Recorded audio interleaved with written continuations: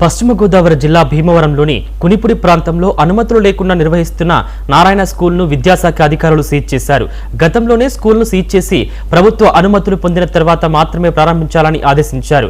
విద్యాశాఖ ఆదేశాలను యాజమాన్యం పట్టించుకోకుండా స్కూల్ను ఓపెన్ చేసి క్లాసులు నిర్వహించారు. దీనిపై ఎస్ఎఫ్ఐ నాయకులు ఆందోళన చేపట్టి విద్యాశాఖ అధికారులకు సమాచారం అందించారు.